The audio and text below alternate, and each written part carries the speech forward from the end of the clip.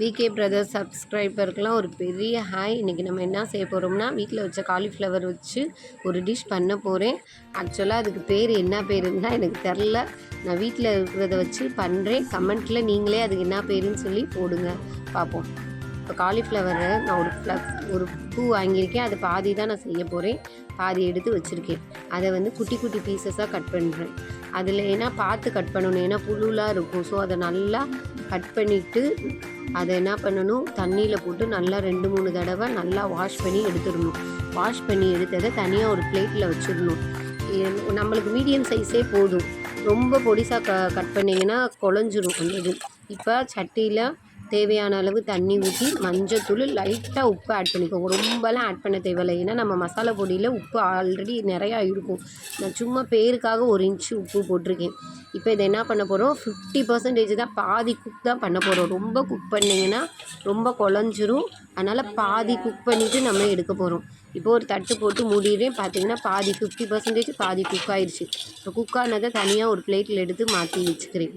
நல்லா பார்த்தீங்கன்னா உங்களுக்கே தெரியும் 50% குக் ஆனது. இப்போ என்ன பண்ண போகிறோம்னா, இதுக்கு தேவையான மசாலாலாம் ஆட் பண்ண போகிறோம். இஞ்சி பூண்டு பேஸ்ட் எடுத்துக்கிறோம். இஞ்சி பூண்டு, அதுக்கப்புறம் நான் சிக்கன் பொடி எடுத்திருக்கேன். கண்ட மசாலாலாம் போடுறதுக்கு பதிலாக நான் வெறும் சிக்கன் பொடி மட்டும் வச்சு ட்ரை பண்ண போகிறேன்.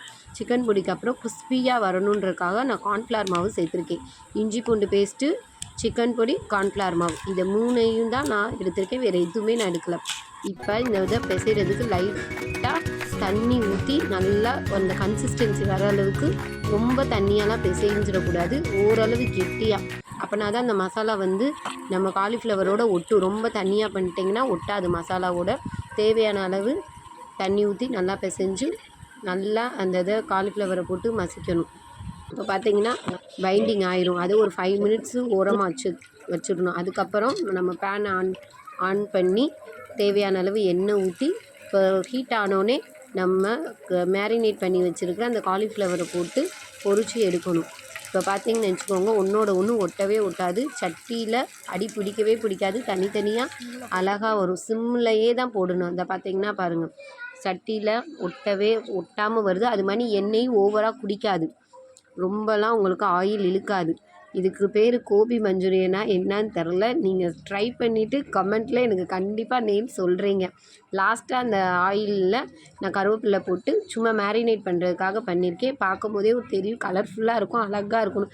நம்மளும் எத்தனை நாளாக தான் சும்மாவே சிம்பிளாகவே பண்ணிக்கிட்டு இருக்கேன். நம்மளும் வருவோம் ஸ்டைலாக.